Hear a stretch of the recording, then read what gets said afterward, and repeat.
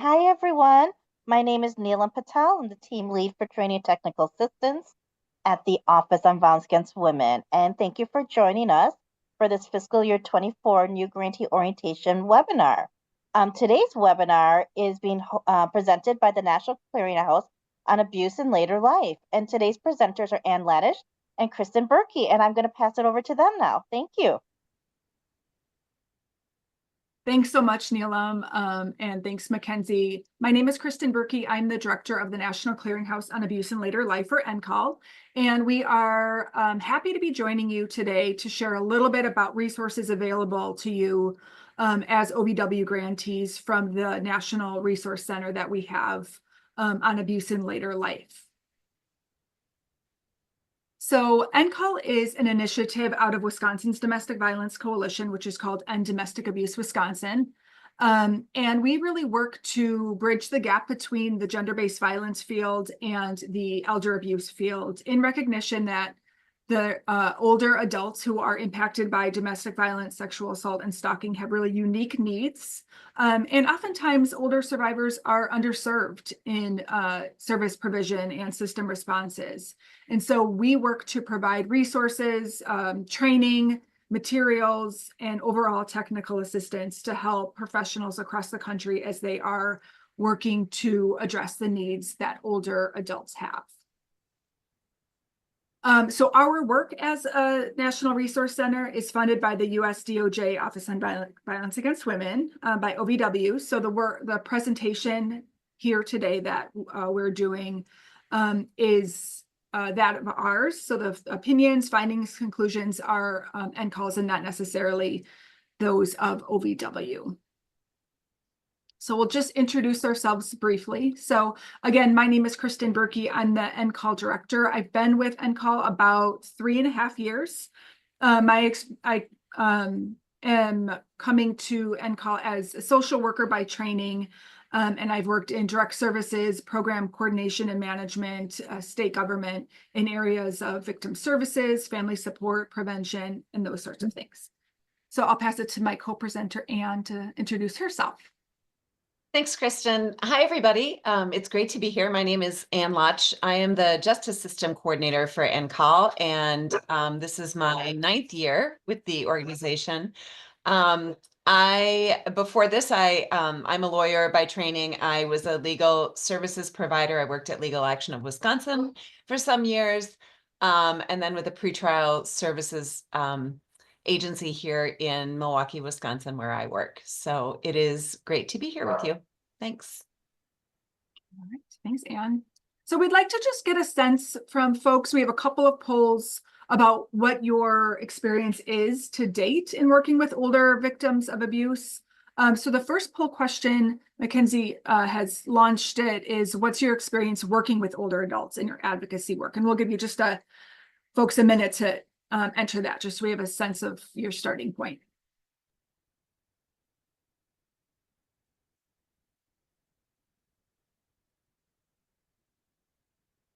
All right, looks like we're getting there. So it looks like we have some people, a handful of people who have extensive experience working with older victims. And then the majority are in that intermediate level, minimal, and then there's a few who don't have any, so that's helpful. And then we'll go to the next one, which is more about your organization and your organization's current capacity to effectively reach older adults and serve older victims. So we'll give this just a minute as well.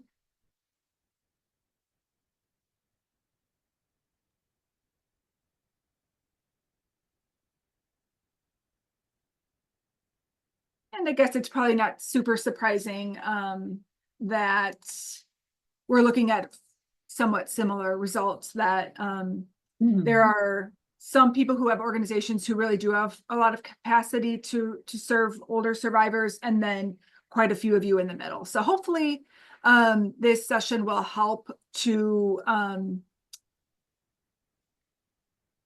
prepare you a little bit more. So what we're really hoping for you to take away from today is to really understand what is abuse in later life, why is it so important to address it, what are some issues and barriers that older survivors face, and then what are resources available to you as you continue on implementing your OVW grant projects, and also as you're just generally working in services for survivors, what are resources available to you as you come across older adults. So I'm going to pass it to Anne to kind of go over some definitions and set the stage for us. Oh no. No, you're good. Oh, good. Okay. It was frozen for a second, but then it like so paranoid about freezing. yeah. So let's start by defining our terms. And some of you may not be really familiar with the term abuse in later life. When we use that, we're really talking about the nexus between domestic violence, sexual violence, and elder abuse. The rapid aging of the population really expands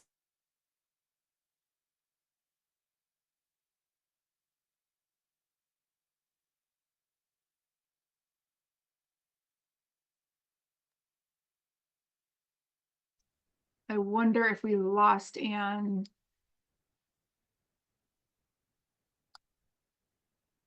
Is Anne frozen, Mackenzie? Yeah, we Okay. lost her. Okay, we lost her. That's all right. I happen to be able to cover this slide.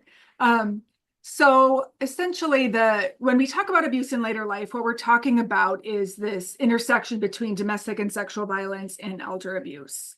The US population is aging rapidly, and that's really going to expand the number of people who are susceptible to abuse in later life.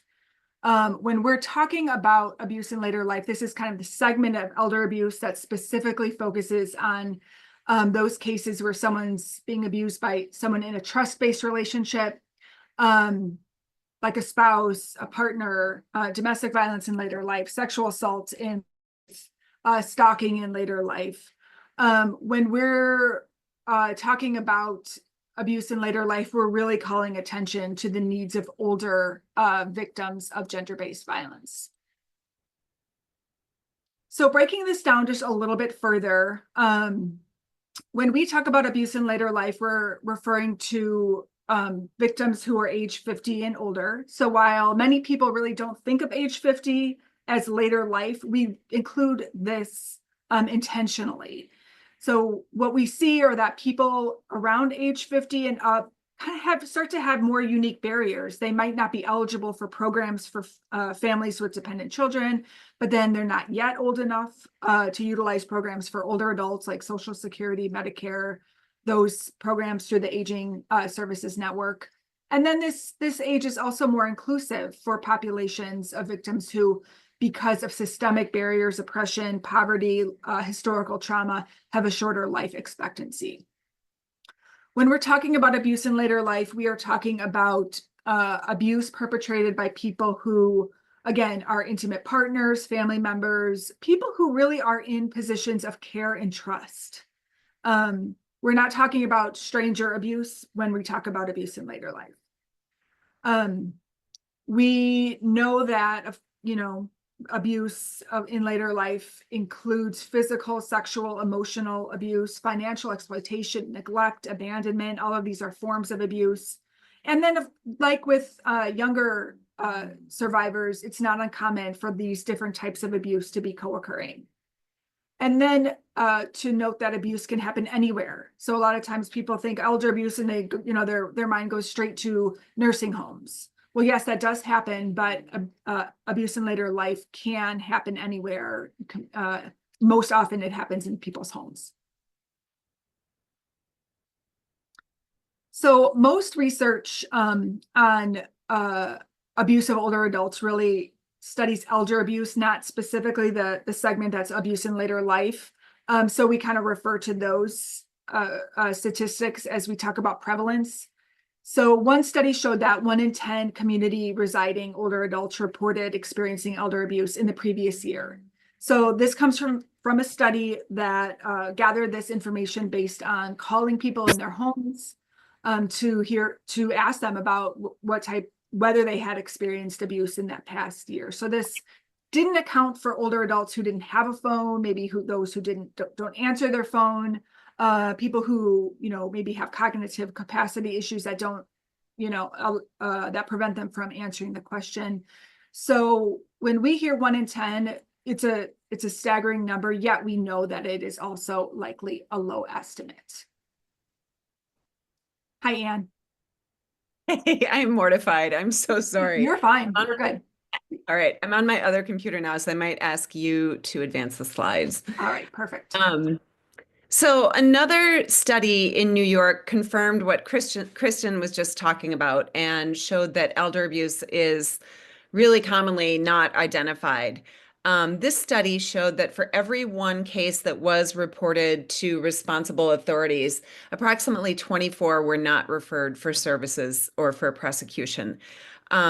And despite the high rate of financial abuse that is self-reported by the study's respondents, only 1 in 44 financial abuse cases came to light. So it really underscores how vastly undetected these crimes are. And when we see this statistic, it points to the critical need for communities to be able to better identify, reach, and serve older adults who are experiencing forms of abuse. So now just turning to who is experiencing abuse in later life. Elder abuse does impact all genders, but studies have pretty consistently shown that the majority of elder abuse cases involve female victims with spouses as perpetrators. And I just want to say that when we talk about violence in later life or elder abuse, whenever I tell people what I do, they always go right to, oh yeah, nursing home neglect. And I think there's so much education that needs to be done around this area because people don't understand that most often, these crimes are sort of domestic violence among, in long-term relationships or new relationships involving older people. So just kind of a good reminder. Next slide.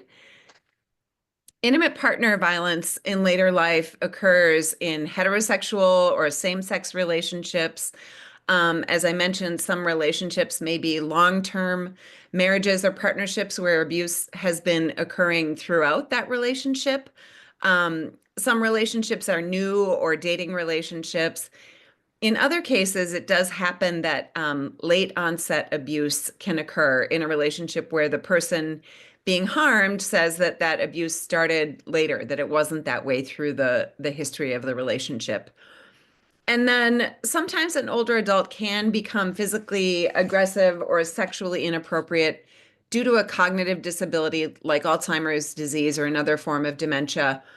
In these cases, it's best to work with medical professionals and really focus on victim safety. But keep in mind that some older victims may report not having been physically abused in the past, but further questioning might reveal that there'd been coercive control tactics throughout the relationship. And it really takes some sort of delicate questioning and interviewing to get to the root of what might be happening in that relationship. Next slide. So we are going to take a look at a video. This is about 3 minutes long. I do want to let you guys know that this does depict, you're going to hear from 2 survivors of abuse who are talking about their stories, and it can be difficult to hear, so take care of yourselves in whatever that looks like to you. We're going to hear from Tammy, who is a 58-year-old woman who experienced physical and sexual violence. She received help from an area agency on aging that has a specialized program for abuse in later life victims who are 50 and older. And then we're going to hear from Mary Lou, who is 65, and she was abused in a long-term relationship. She received help from a domestic abuse program that again provided a specialized advocate and a program for survivors over the age of 50. And as you watch this video, they're going to be describing their experiences. Think about what is unique about their experiences and what their age has to do with their experience of abuse. And we'll talk about it after the video.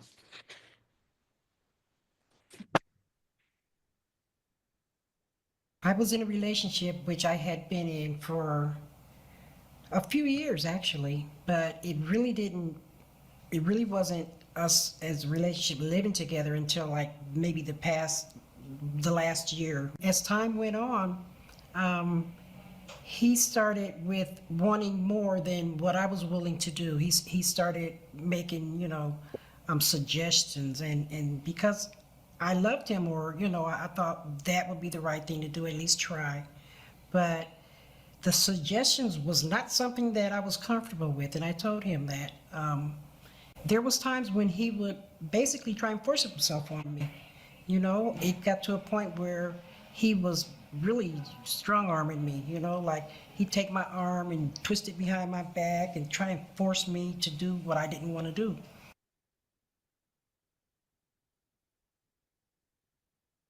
They were never threats, it was just immediate actions. And the fact, that unsuspecting. Like a Thanksgiving dinner, his family was coming and I did something and I had a black eye. And I had to kind of proceed with having 26 people for Thanksgiving dinner or taking my son to get a jacket. And when we asked him if we could do that, I got a black eye. So it was spontaneous. There was never any like warning that it was coming, the physical abuse. The public place and the private place was happening all the time in our marriage with the kids. We would have people coming in the driveway and we'd have had a fight and I'd been crying and he would then say to me, "Mary Lou, do you love me?" And I would say, "Yes." And they'd be getting out of the car. So these are your friends, I don't have to be nice to them. And then just like that, they'd walk in the door, he'd be all smiles, and no one would have suspected. I was an excellent first grade teacher and I loved it. And I would do innovative things and I'd come home and tell him. And he said, "Wait till they find out what a fake and a fraud you are." The pain was so bad that I wanted to kill myself, to end my life and end the pain. And praise God, I knew I had more living to do. And I didn't. But again, he took that situation and me, and my last hope is saying, maybe he'll understand how bad I am feeling, and told him I had attempted suicide. And he went and got a gun. And he said, "I'll show you how to put a gun to your head and be successful committing suicide." And I still hear the cylinders from that situation.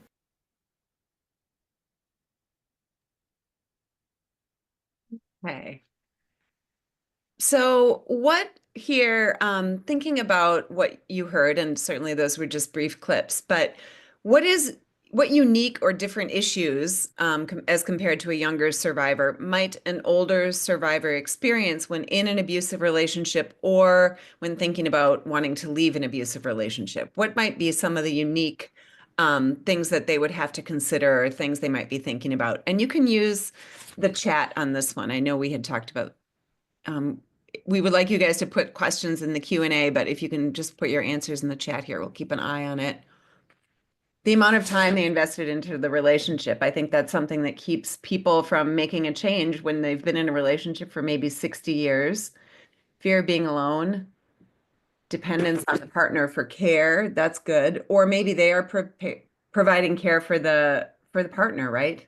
Holy cow, you guys have a lot of answers. Yes, financial constraints, if they're no longer of working age, maybe they're dependent on that person for income. Shared family members, right? Afraid they're going to lose contact with grandchildren, that sort of thing. Culture, they may have cultural or religious beliefs that make them think, I made a commitment to this person, I took a vow, and I can't back off on that. Shame. Nikki, that's a really good one. If you are like Marianne had to deal with, it appearing to everybody else like everything was great, you don't want them to know that the reality is not what it appears, right?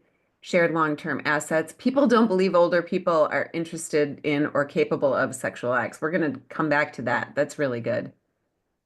Just see if I want to pull any other ones out here.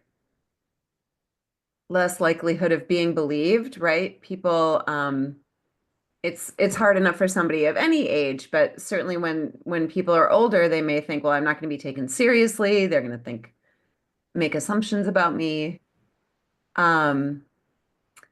Oh, really good point that bruising can be more common with older people, so physical abuse could be harder to detect.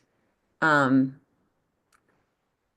guys are really good. Okay, I think that we got through a lot of them. Let me just go through some of the issues that we've got. So might be more, I think you caught most of these, more reluctant to report or seek help because they want to protect the perpetrator. We didn't talk about that, but in a situation where it's an adult child, they may want to, have the abuse stop, but they don't want their loved one to go to prison, right? Health, financial exploitations, benefits. I think one thing we didn't mention is fear that, they may be relying on the perpetrator for care, and they may be afraid that they're going to end up in a residential community that they don't want to be in. Next slide, please. I think we got all those. Good job. So pivoting to sexual abuse in later life, again, sexual abuse in later life often co-occurs with other forms of abuse, regardless of whether it happens in a home or in a residential setting. But for a variety of reasons, it's not something that we talk about as often as we talk about like neglect or financial exploitation. Next slide, please. If I ask people to close their eyes and visualize a survivor of sexual assault, I bet that most people would not picture an older adult because somebody mentioned this in the chat. Society has really deeply ingrained ideas about what victims of sexual assault look like. And we don't often consider that it is a crime that occurs across the lifespan. We're going to talk in a little bit about ageism, which definitely comes into play when we look at our system's ability to recognize and respond to sexual abuse in later life. Older victims may be less likely to report their abuse because of perceived cultural taboos, personal discomfort when speaking about these sorts of things or sexual things, or like a lot of you mentioned in the chat, the fear that they're not going to be believed. Healthcare providers can attribute their injuries, as somebody said, to normal aging processes and not abuse. I think we have a tendency to want to explain things to ourselves in a way that is the most comfortable and the easiest to swallow, and they may not want to see that it's abuse. And then when trying to report an assault, ageist assumptions about an older adult's capacity can make first responders or healthcare providers or service providers question that person's ability to accurately report what has happened to them. And I think that's really, really huge. Talking about stalking, which is appropriate during Stalking Awareness Month, more than 600,000 people over the age of 50 were victims of stalking within a 12-month period, according to the National Stalking Study recently. We don't think about older adults as stalking victims, but we know that it is a problem. And the issue with that number that you see is that these are cases that were reported. So there are an untold number of cases that are never reported. So we know that number is likely a lot higher. Stalking can be underreported because the victim may be aware that the behavior is actually a crime. They might worry about being believed again. And some victims may blame themselves for the perpetrator's behavior. Like, oh, I let that person think I wanted to be their friend and I don't, so this is my fault. And they may be embarrassed to tell somebody what they are experiencing. Next slide. And then financial exploitation, again, frequently co-occurs with other forms of abuse. And it is often family or friends or caregivers or anybody else in a trusting relationship with that victim who is the offender. We know that abuse in later life can be perpetrated by people who have a fiduciary relationship with victims, meaning there is a higher duty of care with that person's assets. So somebody who has a power of attorney, family members, caregivers. It can occur through theft, coercion, fraud, deception, undue influence, abuse of legal authority, like abuse of a power of attorney or guardianship arrangement, and manipulation. And it's very common that financial exploitation occurs at the same time as other forms of abuse. For example, the perpetrator might use other forms of abuse to isolate or threaten the victim to not report that the financial exploitation is occurring as well. So just a quick bullet points on financial exploitation. I am going to turn it back over to Kristen now to talk about why we address abuse in later life. All right, thanks, Anne. So I'll start this section with just some brief foundational information about why it's so important to be talking about abuse in later life. For me, one of the reasons I'm so passionate about this work that we do at Ncall is around social justice. When I look back on my career in victim services, I see that older survivors are often underserved, are often not intentionally considered in planning services and outreach strategies, et cetera. I think for many reasons that might be ageism, other forms of bias, older adults are often overlooked. And when that happens, the abuse that they experience isn't recognized, or they don't get the support they need when they do reach out for help. We often talk about how abuse occurs across the lifespan, and that does include domestic violence, sexual assault, stalking. Yet, as Anne talked about, when people think of the kind of typical survivor, even though we know there's no typical survivor, they're still often thinking of younger adults. We all deserve to age with safety and dignity. And when someone who's older experiences abuse, neglect, and exploitation, they deserve to be met with services and responses that are really age relevant and really effective to meet their unique needs. So the aging of the US population is one of the greatest demographic changes of our time. In less than 10 years, older adults are projected to outnumber children under 18 for the first time in the nation's history. And as our population ages, we know more adults will experience abuse. And this is not just because these crimes will continue, but also just simply because there are more older adults. Every day, over 11,000 Americans turn 25.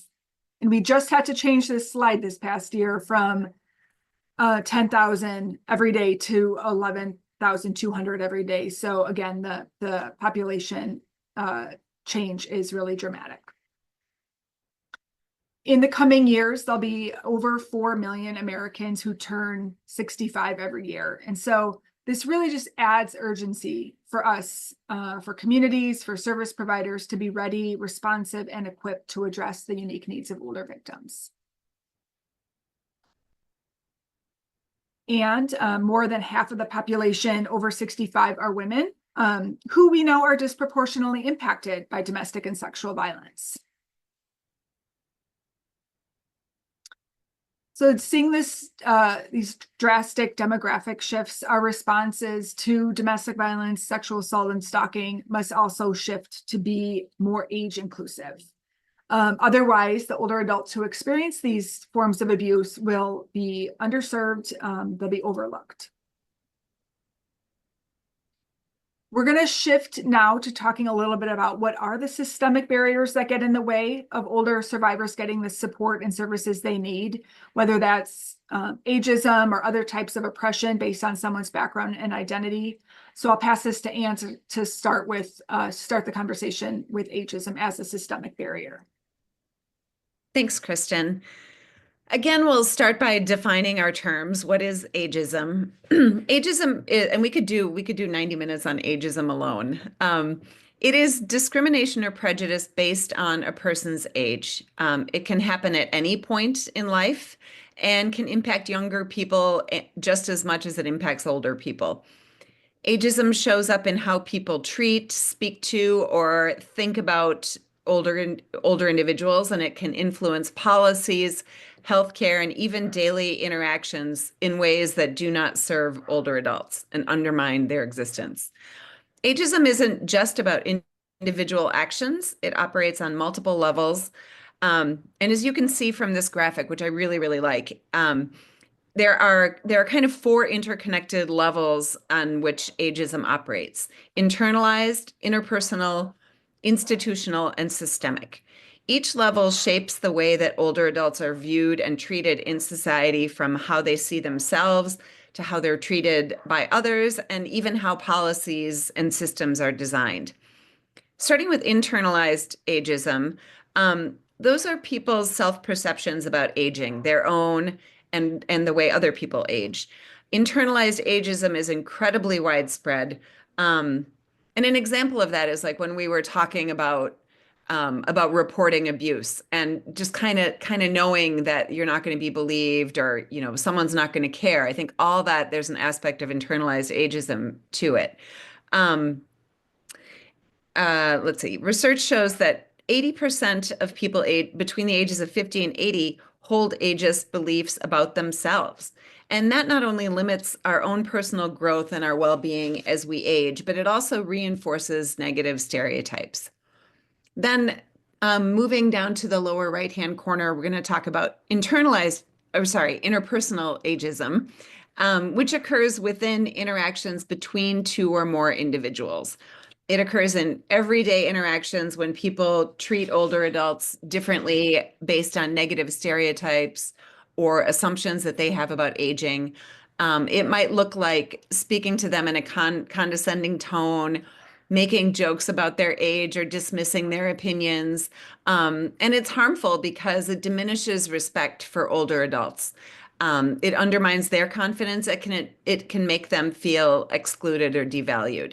If you have older people in your life and you've ever gone to an appointment with them and I've had this happen with my parents, where you have the medical professional who starts talking to you as opposed to the patient that's in front of them. Just those kind of little things that people do without thinking represent that interpersonal ageism. Then moving over to institutional ageism, which occurs when an institution perpetuates ageism through its actions or its policies. It limits access to essential resources. It creates barriers to employment, to accessing services, and it really reinforces negative perceptions about aging. And then finally, at the broadest level, systemic ageism is a way that our entire society, including individuals, institutions, and cultural norms, work in tandem to sustain ageism. From the language that we use in the media to our policies that exclude older adults from certain benefits, these systemic structures reinforce negative stereotypes about aging and create an environment where older people are devalued and ageism just becomes normalized. Next slide. Here you're going to see some of that systemic wide ageism that some folks wear these t-shirts or send these cards or look at these and think they're funny or they're cool or appropriate. Ageism is around us in big and little ways.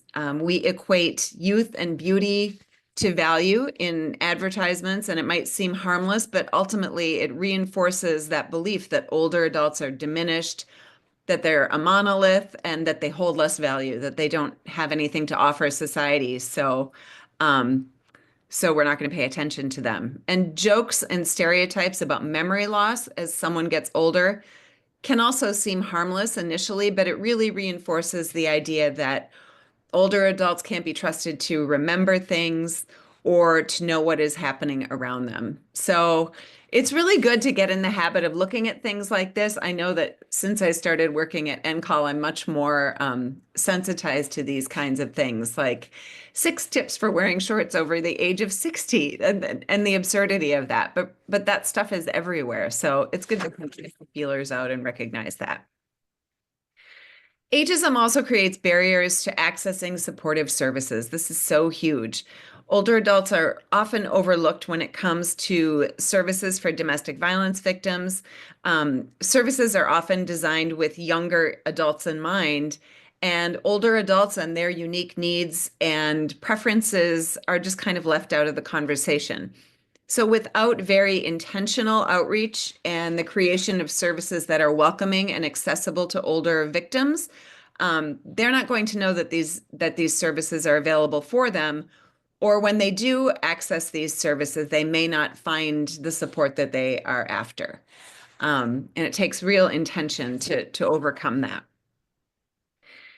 discrimination serves to legitimize and sustain inequalities. So like racism and sexism, discrimination on the basis of age serves a social and economic purpose to sustain inequalities between groups. And it's really, I want to recommend, there is a website called thischairrocks.com by a woman named Ashton Applewhite, that is her real name, who has done a ton of work on ageism and how it impacts older people's lives and how it impacts society to when it's perpetuated to the extent that it is. So I really recommend checking out that website if you want to read a little bit more about ageism and what you can do about it.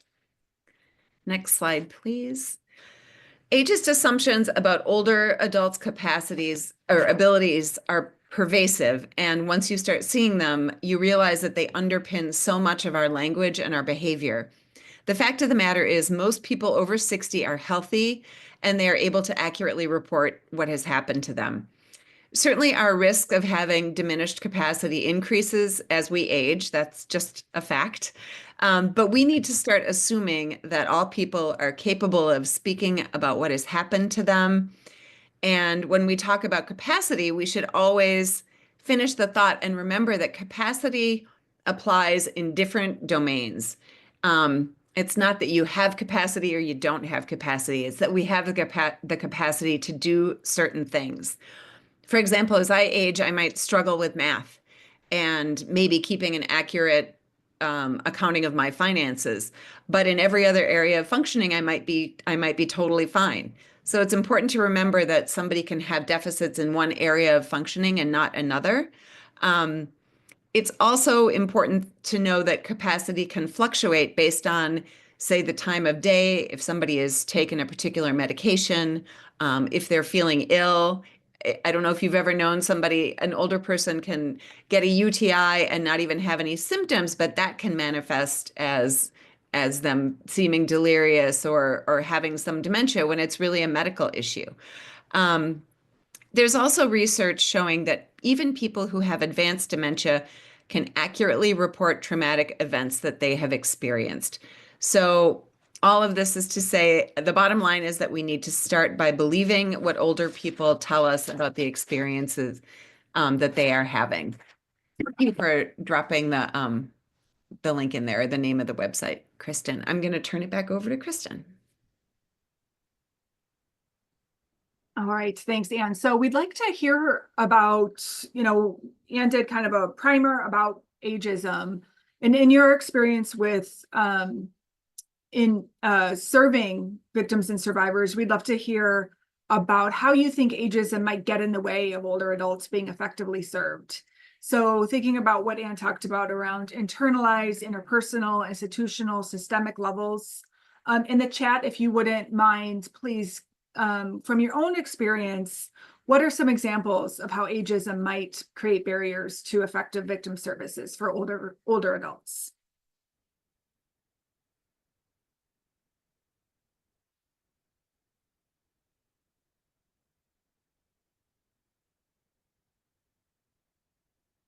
They see lack of training on resources for older adults, right? So you might have training on different populations and how to effectively serve people from different backgrounds and identities. And does that include people of all ages? Older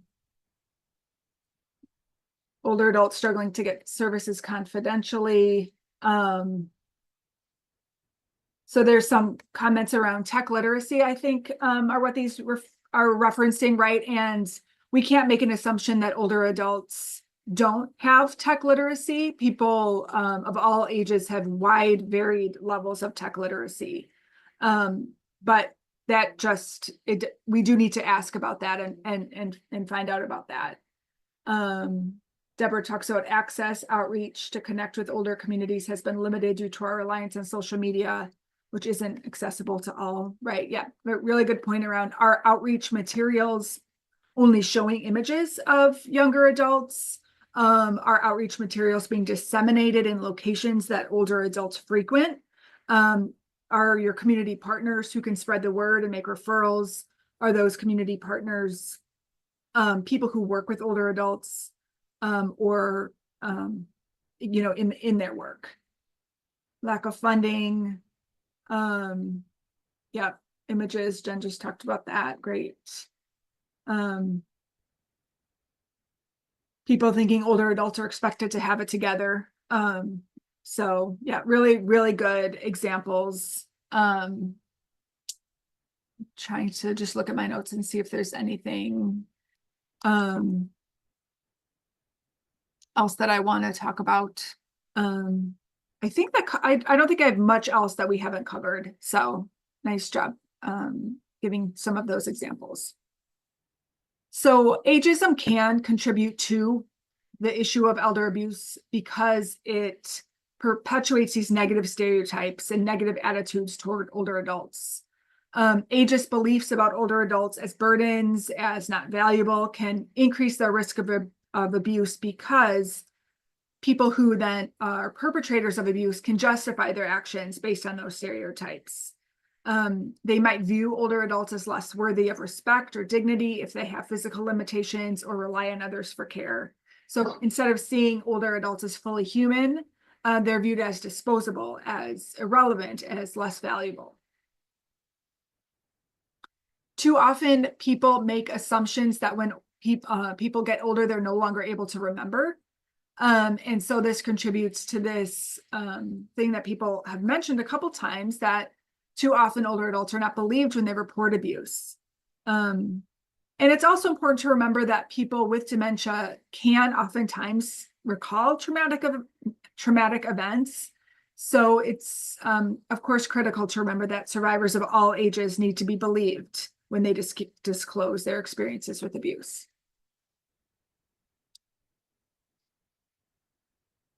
So now that we've kind of talked about how deeply ageism impacts older survivors and victims, let's shift to something just as important, which is what can we do about it? And this really starts with each one of us. So the first step is really reflecting on our own assumptions. Do we automatically associate aging with decline? Do we automatically associate older adults as needing, as being dependent on others? Do we make jokes about senior moments?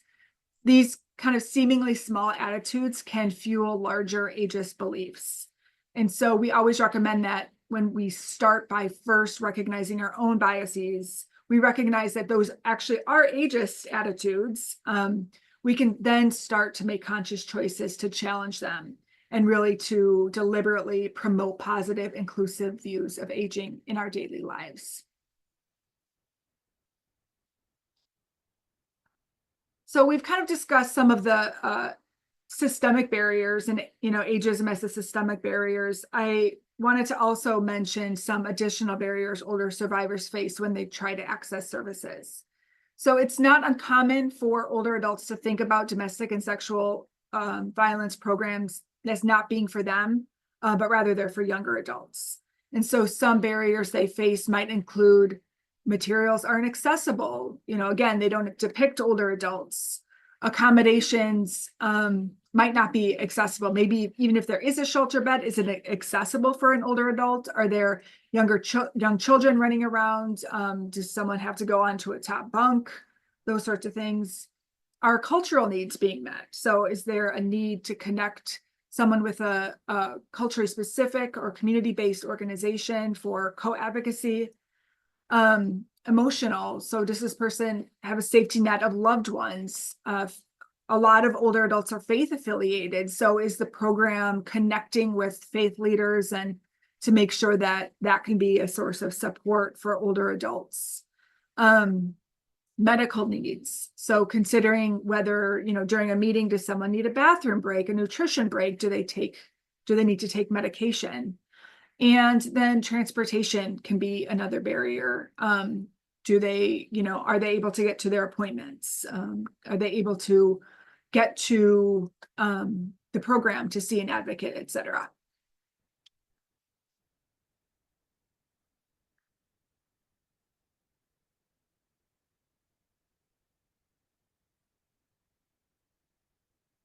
Oh, wait, I think you are still on mute. Sorry about that. Let's hear from you guys about we're going to shift to talking about how you can make your outreach and the services that your organization provides, how we can make them reflect abuse across the lifespan and really put out there that your services are welcoming to people of all ages and that an older survivor is going to be welcome. It's crucial to ensure that your outreach strategies and your services are age inclusive and considering the outreach that you do and the services you provide, why don't you drop in the chat what ways you think that you could be more inclusive, or what would you recommend to somebody who is trying to convey that they are a welcoming place for an older survivor? And I'll keep an eye on the chat. Having no age limit for services, right? How do we communicate that? Include older adults in published materials. That is a super easy way. Do your outreach materials and your website and your brochures depict people across the lifespan? Have specific groups for older people. I think that's terrific. A lot of times older survivors may feel more comfortable if they're going to access group support, talking to somebody who is closer to their own age. Build relationships with other organizations that serve older adults. I think that's great. We always tell people that it's great to build those relationships before you need something from that person, right? Just taking someone to lunch and saying, "Oh, I heard you have these services for older adults. What do you do?" When you have that relationship, it's going to be easier for you to make a warm referral when the time comes. I like this comment. Definitely representation in materials and on the website, but more intentional is connection and relationship with elder serving organizations. Account for accessibility, provide remote or virtual services and accessible spaces. That is huge. Don't forget rural communities as well. Very good comment. Yeah, doing outreach presentations, including examples by story or visually of older adults who have access services. I think that's great. Collaborate with senior centers and other programs designed for aging communities. Very good. You guys have some really good ideas. I'll keep an eye on this. And you guys hit on some of these. So developing outreach materials that represent a range of older adults. And again, even when you are choosing, this is one of my pet peeves, when you are selecting pictures to use on your website, think about the pictures that you are selecting. We are really intentional at Ncall of showing people with a range of abilities and a range of interests and who look like people in the world look. I go kind of, it makes me kind of crazy when I see somebody who's serving older adults and the photo they choose is like a sad person staring out a window who looks really lonely, because that's not every person's reality. So avoid reinforcing those negative stereotypes. Somebody mentioned in your trainings, incorporating age inclusive examples, and talk about those risk factors that we've been talking about and some of the barriers to accessing services and supports that occur across the lifespan. Also, language, using respectful and inclusive language like older adults versus seniors or the elderly. I think that the word elderly just has an undercurrent of frailty and dependence with it. I think older adults is just straightforward and it talks about who we are.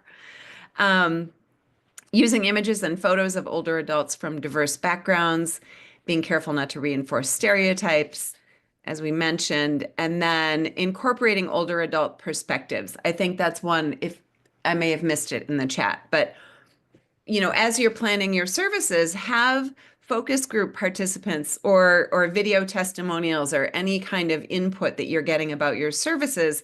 Ask older adults what they think.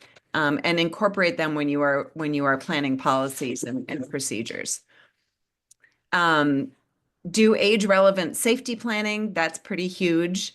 The safety planning that you do for a 28-year-old is going to look different than the safety planning that you're doing for somebody who is 75. talked about support groups, talked about accessibility in all areas, not just physical mobility accessibility, but sensory. Do you have a screen reader for somebody who might have issues reading a computer screen? Those sorts of things. Partnerships, you guys touched on that a lot.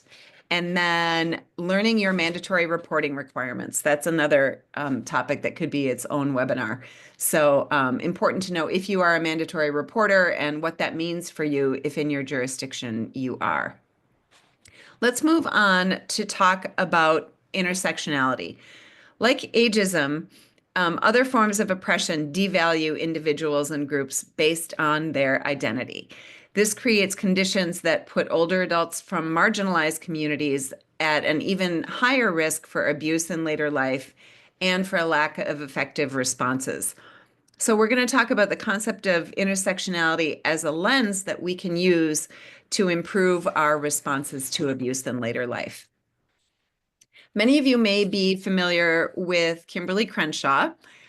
She introduced the concept. Intersectionality refers to the interconnected nature of social categorizations such as race, class, and gender, which create overlapping and interdependent systems of discrimination or disadvantage, which affect how a victim receives the help that they need to stay safe and to heal from abuse.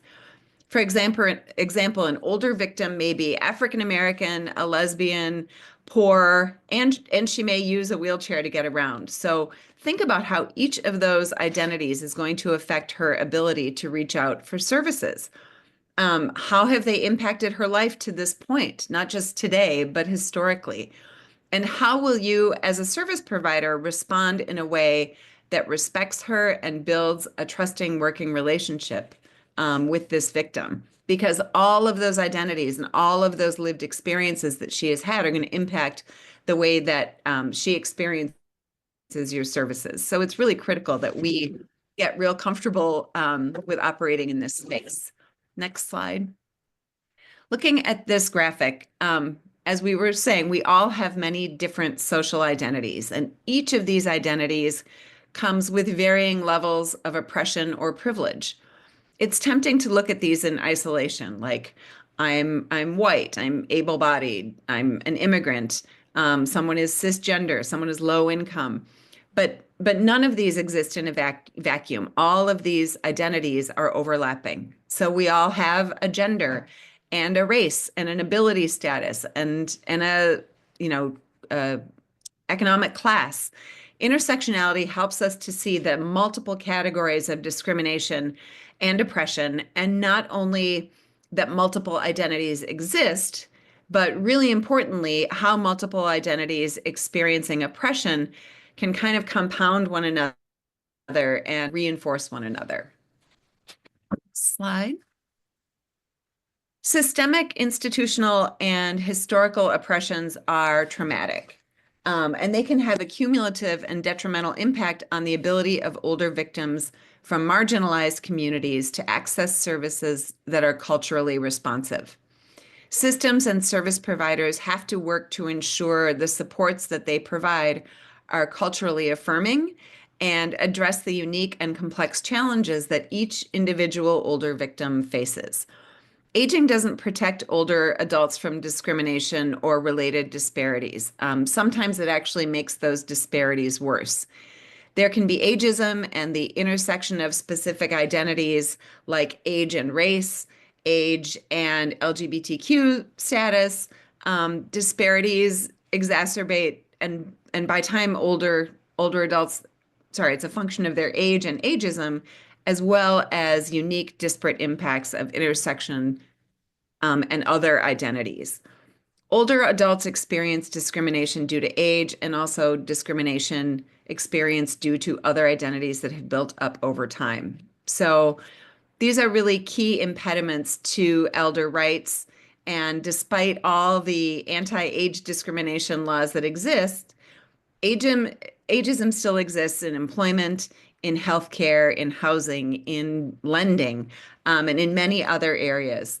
So the impact of discrimination and other forms of biases compounded with age can accumulate and actually intensify over the lifespan. So the forces of intersectionality, referring to the complex interactions among these factors, really adds to their cumulative impact. And we think that it accounts for the glaring disparities in life expectancy and rates of illness and disability that are experienced by older adults of color. There is research that shows that many of these same social determinants of health are also determinants of elder abuse. So some things to really dive into if you have the time. It's key to remember that older adults are not a monolith. Every older adult has other identities that intersect with their age. For example, about 2/3 of victims of abuse in later life are women, or the intersection of age and race. Older Black, Indigenous, and people of color have higher rates of economic insecurity. And this is important because economic security and safety really go hand in hand for a lot of survivors, right? And contrary to popular belief, low-income older adults are at a higher risk of financial exploitation. It's a little bit counterintuitive. Another example is the intersection of age and disability. Ageism and ableism can reinforce one another and really create unique barriers and needs for older adults who have a disability. But again, remember, when we're talking about older adults, most older adults do not have a disability. So important to remember. Each person's identity impacts their experience with aging. And the identities that we hold play a critical role in how we uniquely experience aging in the area of economic security, housing security, where am I going to live, access to quality health care, support for caregiving. All of these factors are impacted by all of an individual's identities. What happens when intersectionality is ignored? One-size-fits-all services don't consider the value and the history and the culture of an older survivor. Programmatic structures that insist on treating everybody the same or serving all survivors regardless of race, gender, etc., tend to not acknowledge the older adults' identities and experiences of racial trauma or other oppression. So you can't have just one plan for how you're going to serve individuals. It's got to be nimble. It's got to be fluid and flexible enough to meet their unique needs. Next slide. Consider that older adults are not a monolith and age intersects with other key identities.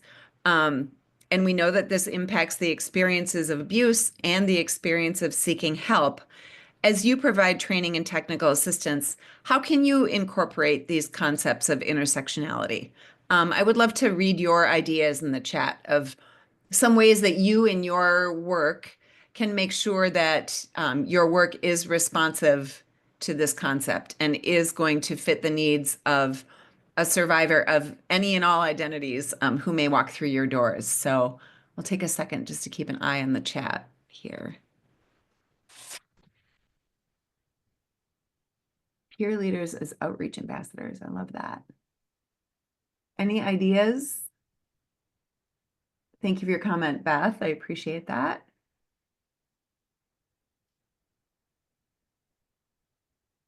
Any ideas? Maybe some of you have already had an opportunity to consider this in your work. Believing our clients and community members and letting them lead so they can share all facets of their story and experience. That is terrific. Yeah, ask them what they prefer.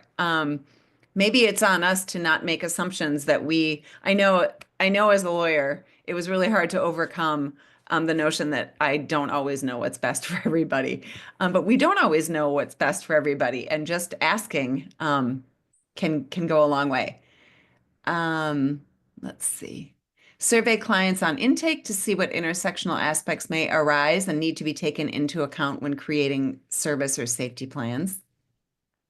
Excellent. Need some guidance on this to ensure inclusivity. Yeah, I think that's good. Good. All right, I'm going to keep an eye on this. Present the options and let them guide you. I think so much of this does mean just getting out of the way, right? And learning to listen reflectively and listen actively, and listen more than we speak, right? Because they're going to tell you. It may not be overt, it might be a little bit coded, but people, hopefully, when you're building trust and they see that you want to, yes, that you are providing victim-centered services, you're going to be able to build trust more easily, and you're going to have an easier time learning what their needs are. So some ideas of ways that you can build this lens into your own work is building equitable partnerships, reflecting the diversity of your service population. Plan for it from the onset. Don't wait until you actually need it or you have someone in front of you and you have no idea how to serve them best. Plan for it as you are planning your safety and your outreach.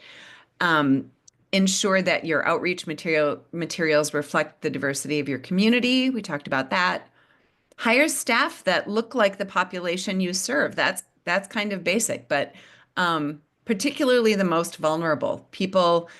We are all more comfortable with people from our own communities sometimes, and I think that's really important. And then attend community events that center the most vulnerable populations of your community. That is huge. Just put yourself out there as being available, being accessible, and wanting to be of service. Alyssa said, we hire bilingual staff since we have a large Hispanic community and staff are trained on cultural humility. I love that. Excellent. Thank you. Let's pivot a little bit to how Ncall can support your work. The work that we do is to equip professionals and communities across the country to effectively respond to individuals who experience abuse in later life.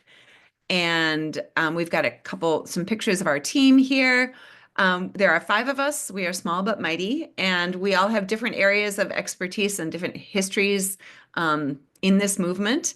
And we work in the areas of victim services, justice system, community responses, and we're good and cross-trained. So if there's anything you need and you reach out to one of us and we're not the right person, we'll make sure that you get to the right person. We receive funding from OVW through the Technical Assistance Program for the work that you see on this slide. We are the comprehensive training and technical assistance provider for the OVW Abuse in Later Life Grant Program. We also offer the National Institute on the Prosecution of Elder Abuse, which is an annual 3.5-day training for prosecutors on how to best handle these cases. And then we are also the Abuse in Later Life National Resource Center. The aim of this award, excuse me, is of the OVW TTA grant. I'm just going to, if you can go back one, please. The Abuse in Later Life grant that we are the TA provider for, the goal of that grant is to provide training to address abuse in later life by providing training and cross-training, by establishing or enhancing a coordinated community response team, and then by providing or enhancing victim services. So those are the main components of the Abuse in Later Life Grant Program. We are headed off next week to meet with our new fiscal year 24 grantees, which we're very excited about. In terms of our work with the National Resource Center, we provide comprehensive technical assistance, training, and consultation on abuse in later life to any OVW grantee or potential grantee can access this technical assistance. So you don't have to be an OVW Abuse in Later Life grantee. The things that we provide technical assistance on are adapting services for older survivors, such as safety planning, support services, outreach, supporting communities in building or enhancing a CCR team to address the needs of older adults. We advocate for elder justice by providing information on legal remedies and resources. We raise awareness on the issue through outreach and educational materials. We're gonna give you a bunch of links at the end of this so you can access some of this. We help people engage in policy development by working on a range of issues that affect survivors of abuse in later life. And we partner with organizations that address domestic violence, sexual assault, abuse in later life, and elder abuse, so that we too are part of a coordinated effort of addressing abuse across the lifespan. Next slide, please. So when we get TA requests, we have a form on our website. You can also contact us directly. We take requests for training, either in person or virtual, creating training materials, sharing resources, making referrals for services, and then we can work with folks on their coordinated community response as well. We have some workbooks that are, you're going to see, you're going to learn more about in a minute, that people can use to assess how they're providing services. But basically, however it's easier for people to connect with us, we can do that. Phone, email, Zoom, whatever works best. And then And I want to just pause really quick because we have Annika raise their hand. So I just wanted to see if there was, if you, missed that. I don't know if, I don't know if Mackenzie can allow them to come off mute, or if you're able to come off mute. Or is there something I can drop in the Q&A? I didn't. I also don't know if the, okay, go ahead, Mackenzie. We can allow them to come off mute, but it looks like Annika just asked the question in the chat. Perfect. Okay, saying, wait, hold on a second. Different Annika. Annika may not want to speak. Yep. Okay. And then, Mackenzie, did you see the questions in the chat about the Korean channel? I don't know if that's been addressed. Interesting. Yeah, no, the chat is moving quickly, so I'll do that right now. Okay. Thank you. And the next slide, please. We do offer our own trainings on topics such as stalking in later life. If you check out our website, that's coming up on January 30th. We do a series in conjunction with the ABA on civil legal, for civil legal attorneys and advocates on abuse in later life. And next month we have a webinar. Oh wait, no, we already did that webinar. Anyway, we have a rotating series of topics that we do, and we love finding new topics to develop. So keep an eye on our website. You can sign up for our for our newsletter to keep up on what trainings are available. We also respond to training requests from local, state, and national entities, and often from state coalitions to do training on abuse in later life. So just kind of a quick overview on the training that we do. I'm going to hand it back to Kristen to talk about some of those specific resources that I mentioned. Thanks, Anne. Yeah, so I'm going to wrap up our session today talking about resources and tools that we have available to you. So it's probably going to feel like I'm going to zip through these because there's a lot to cover, and I'm not intending to like bore you with all of the details about every single resource we have, but I think it's helpful to go over it just so that as you move forward in your work, if there are things like related to these resources that come up that you have a ping in your head that says, oh, I know Ncall can help with that. Let me go to their website. So not that you have to memorize all of this, of course, but just so that you know, kind of have a taste of what we have available to support your work. So on our website, we have a range of resources that I'll go over. We have an e-newsletter that comes out quarterly you can sign up for. And then we also have a listserv for advocates who work with older survivors. The Ncall website has the QR code here, and you'll get the slides so you can access that, or you can go to the website listed here. It's just loaded with resources. So you can use the link on this slide to find definitions and dynamics of abuse in later life and elder abuse, for example. We have a publications library. The publications library is sorted by topic, and all the resources are free to use.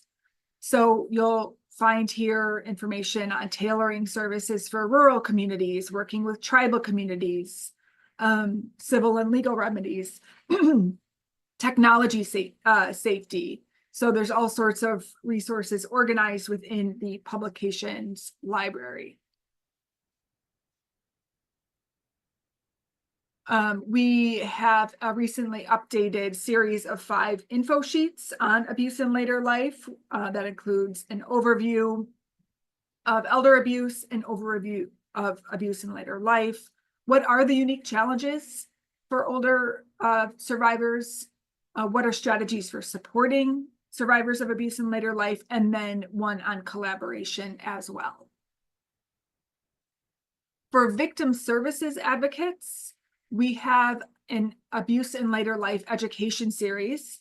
This has 20 instructional video clips featuring national experts talking about a range of topics that advocates encounter when serving older survivors. And so these training modules are formatted as videos, and they're each less than 30 minutes. And then there's a worksheet for each of the module with links to more resources, questions for advocates or programs to consider as they are incorporating some of the content into their practice. So this is located in our publications library, and then if you click on the advocacy tab. We also have a guiding principles for advocates. This is a toolkit for working with older survivors of abuse. And this has 7 guiding principles, and then what are kind of the minimum guidelines and then practice strategies for domestic and sexual violence advocates to consider when working with older survivors. We have a resource on domestic violence in later life, one on age-inclusive advocacy, which focuses on tips and strategies for enhancing services and outreach. And then also in the context of domestic violence, in the context of domestic violence in later life. We have a sexual abuse in later life fact sheet, and then one on stalking in later life. So each of those covers kind of the 101, like what is it? How often does it happen? What are resources available? What are, how can I support an older survivor of these types of abuse? We know that older adults are often more faith affiliated than younger people. And so we created a guide in collaboration with Safe Havens, another national training and TA provider. And this offers best practices and strategies for domestic and sexual violence service providers and faith leaders to use to kind of better partner and build relationships that support older victims and survivors. In collaboration with Futures Without Violence, we developed this Aging with Respect Elder Safety Card. And this is a card for health and community professionals on how to talk to patients to really kind of identify emotional, physical abuse, financial exploitation, neglect. And it was developed for those patients with capacity in a non-crisis, non-emergency situation, but it gives healthcare providers kind of language to use. What are some, initial questions to ask if they have concerns about a patient that they're working with? We recently updated our toolkit for advocacy in rural communities, and this kind of goes over what are the unique aspects of rural communities that and how to reach older adults in rural communities, how to provide services, how to ensure confidentiality, how to identify resources, and all the things that are unique to advocacy in rural communities. And then in partnership with Red Wind Consulting and Red Wind develops this toolkit that's designed to help tribal communities create or enhance their response to abuse in later life, specifically in the context of tribal communities. We recently, last year, we published Collaborating for Justice for Older African Americans. And this is really a guide for your CCR, your MDT. If you have kind of a multidisciplinary community team that's aimed at addressing either abuse in later life or domestic or sexual violence across the lifespan. A lot of times in the TA we do for CCRs, we hear that CCRs really struggle with how to make sure that the people around the table really reflect their community. And how do they equitably engage? How do they build relationships with culturally specific programs, specifically serving African American communities? And so this is a guide that really is intended to be very practical. You know, I want to build relationships with culturally specific programs serving the African American community. What are strategies I can use? How do I kind of start to build, equitable, trusting, meaningful relationships? And that toolkit builds on a toolkit that was published about 5 years ago called Increasing Access to Healing Services and Just Outcomes for Older African American Crime Survivors. And this is for victim service providers, for criminal justice system stakeholders, and it offers information and strategies to help identify, reach, and serve older African American victims. Anne mentioned we have systems change workbooks. These are resources to use when reviewing your community's current response to abuse in later life. So there's a workbook for multiple disciplines, whether you are victim services, you're a prosecutor, you're from law enforcement, courts, or APS, or an elder abuse organization. And we're updating this right now, and it will be out our updates will be out in the spring. But they really kind of help you see what are best practices for prosecutors to use when addressing elder abuse. What are best practices for your, DV or SA program to use to really kind of assess what changes might be beneficial to your policies, to your practices. And there's also one for CCRs. So if you're part of a community coordinated response, and you're trying to figure out how to kind of strengthen your community's response and your systems change work, there is a tool here for you to kind of do as a group to be able to assess yourself. All right, so then our website, in addition to the publications library, there's also, it's also organized by discipline. So in different key partners who hold key roles in addressing abuse in later life. So if you are a civil attorney, if you're a law enforcement, if you're an advocate, if you're a prosecutor, you can also access resources specific to your discipline in this section of our website. If you do training, we have a trainer's toolkit. And so here, there are PowerPoint slide templates, training exercises, training modules. And so we want to support you. And if you do training in your community, we want you to talk about abuse across the lifespan and the unique needs facing older victims. And so these resources will help you to integrate that, or to kind of have some talking points, just to make it easy for you to integrate this kind of content into your training. Similarly, for training or just for learning, we have a video library. There are video clips of subject matter experts talking about different aspects of reaching older adults and serving older adults.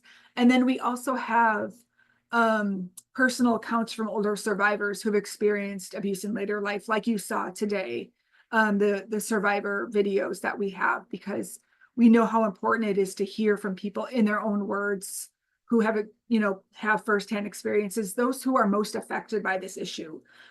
We can learn best from them. And so these are available on our YouTube channel as well. And so if you, again, just want to learn more, or if you're doing a training and want to use one of the videos, they are available for that purpose as well.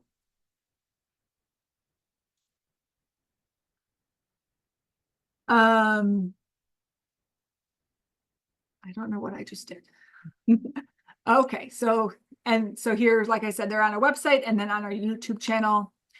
And then if you are in a position to post on your organization's social media, or if you plan your DVAM or your Sexual Assault or Stalking Awareness Month awareness activities, we're here to support that as well. In addition, June is World Elder Abuse Awareness Day, June 15th every year. And so on this part of our website, there are grab and go graphics. So if you want to make sure that you're integrating older adults into your outreach, your awareness materials, or your outreach materials, we're again have resources to support that. There's a couple questions in the chat. Is there training looking at the intersection of abuse in later life and immigration relief? And then are we partnering with NAPS EV and API GBV? I can answer that last one. We definitely have partnered with them in the past on different projects. And I don't know that we have a recorded training on immigration issues, Kristen. Do we right now? No, we don't. That certainly is on our radar, and we'll be working with Esperanza United this year to develop some resources and do a webinar, which will be more, not entirely on immigration, but we'll have some topics on that. But I appreciate those suggestions because we are always looking for ways to make sure that our trainings and resources are really reflecting all of those intersections. So thanks for that.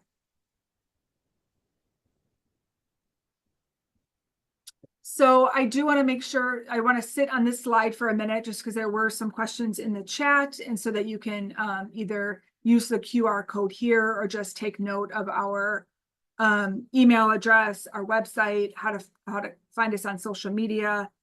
We'd love for you to stay connected, sign up for our e-newsletter and those sorts of things.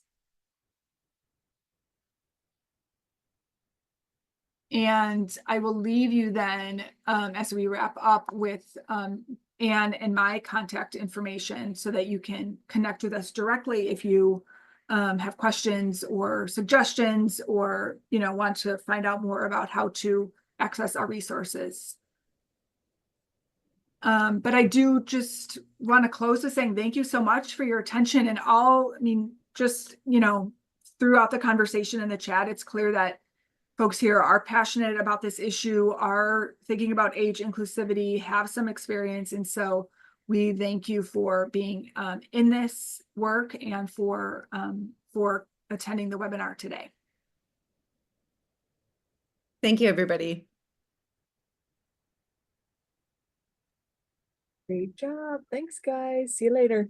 Thank you. Bye. See you all tomorrow for the next webinar. My camera's not working. Don't know why.